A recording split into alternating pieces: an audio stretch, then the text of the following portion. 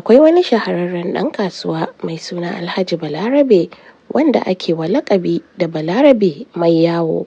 A cikin garuruwan ƙasar Hausa, Balarabe mutum ne mai ƙwarjini da iya magana, wanda ya ƙware wajen sayar da kaya na alfarma daga wurare daban-daban, daga kasuwar Kurmi a Kano zuwa bakin tekun Legas har zuwa garin Zaria.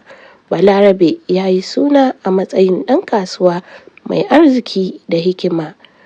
Amma a bayan wannan kyakkyawan fuskarsa akwai wata muguwar rayuwa da yake ɓoyewa, wata rayuwa da za ta jawo masa mummunar matsala.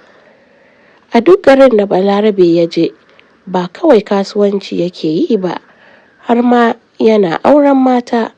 A Kano akwai Zainabu, kyakkyawar mace mai hankali wadda ita ce matar farko.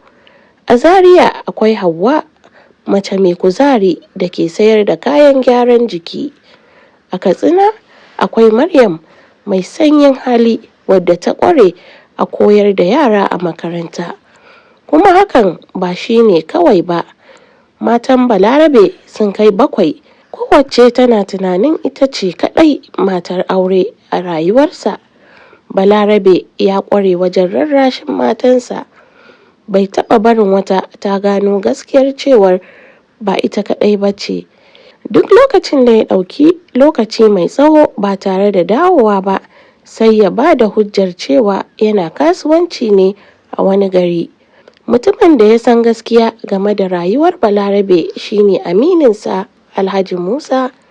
Alhaji Musa, wanda ke yawan jan kunnen Balarabe game da wannan rayuwar rashin gaskiya, yana cewa, "Ka ji tsoron Allah, Balarabe.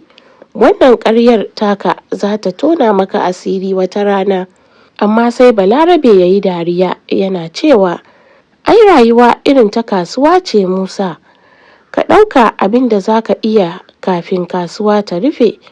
Amma shi kansa bai san cewa kasuwar rayuwarsa za ta rufe da gaggawa ba.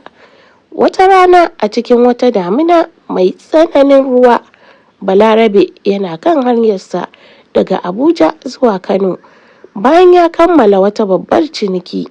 Duk da ruwan da ake kamar da bakin ƙwarya, ya nace sai ya tafi. A kan hanyar Kaduna zuwa Kano, motarsa ta ƙwace a kan hanya, ta faɗi cikin rami. Balarabe ya mutu nan take. Labarin mutuwar Balarabe ya bazu cikin sauri. An ɗauki gawarsa zuwa gidan matarsa ta farko, Zainabu, a Kano domin yin jana'iza. Zainabu, cike da baƙin ciki da damuwa, ta fara shirin jana'izar ba tare da sanin cewa wata babbar fitina tana zuwa ba. Alhaji Musa, wanda ya daɗe yana ɓoye sirrin Balarabe, ya ji cewa lokaci ya yi da zai faɗi gaskiya. Ya aika saƙo ga dukkan matan Balarabe yana sanar da su rasuwar mijinsu da kuma inda za a yi jana'iza. Ɗaya bayan ɗaya matan suka fara isowa Kano, kowacce tare da 'ya'yanta.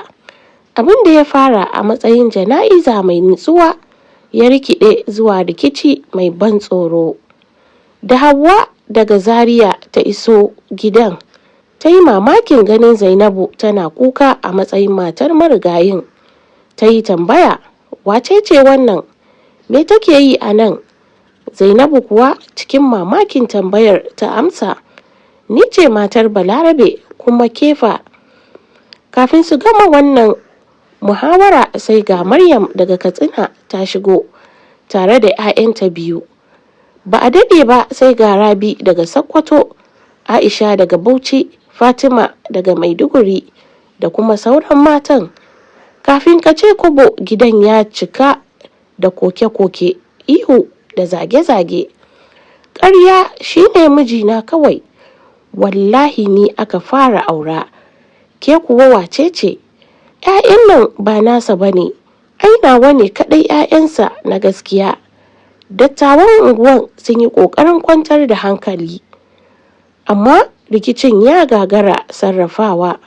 Da rikicin ya tsananta sai aka kira 'yan sanda domin su shawo kan matsalar. A tsakiyar wannan hargitsi sai Alhaji Musa ya tsaya tsayin daka ya ce, "Ku saurara, Balarabe ya rubuta wasiya. Ku bari a karanta wasiyar domin kowa ya san gaskiya."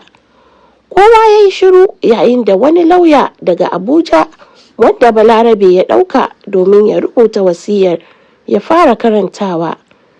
A cikin wasiyar Balarabe ya bayyana duk gaskiyar rayuwarsa, yana cewa ya auri mata 7 kuma ya haifi yara da dama. Ya bayyana nadamarsa, amma sai ya tona wani asiri mai girma. Duk dukiyar da suke ƙoƙarin rabawa, gidaje, motoci da shaguna ba nasa bane. Balarabe ya ciyo basussuka masu yawa daga banki domin ya riƙe wannan rayuwar alfarma da yake yi. Bayan mutuwarsa banki ya ƙwace komai. A ƙarshe bai bar komai ga matansa ko 'ya'yansa ba. Bayan jin wannan gaskiya, gidan ya ɗauki shiru. Matan da suka yi ta rigima a baya sun yi tsit. Kowa yana cikin alhini da mamaki. Da ba a samu abin rabawa ba, kowace mace ta koma garinta da baƙin ciki.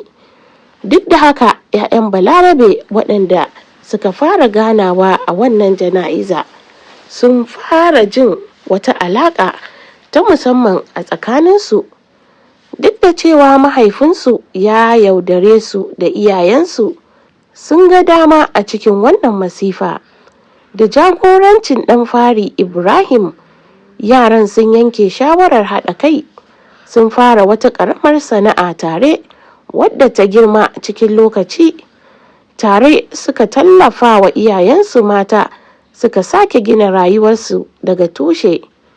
Matan kuwa waɗanda suka fara zama maƙiya sun zama ƙawaye na ƙud da ƙud. Sun kafa wata ƙungiya ta mata domin tallafa wa juna da kuma faɗakar da sauran mata game da rayuwa irin ta Balarabe. Labarin Balarabe ya zama gargaɗi ga kowa da kowa. Ana ba da wannan labari a kasuwanni, majalisu da gidajen gargajiya a duk faɗin ƙasar. Ya zama tunatarwa cewa ƙarya, ko da kuwa an ɓoye ta na tsawon lokaci, za ta bayyana wata rana. Kuma duk da gazawar Balarabe, yaran da ya bari sun nuna cewa daga cikin masifa za a iya samun ƙarfi da haɗin kai. A ƙarshe, rayuwa kamar kasuwa ce, amma ba kowa yake cin nasara ba, kuma darasinta yana da tsada. Na gode, ku biyo ni a man subscribe, like da share. Sai na ganku a cikin next labarinmu.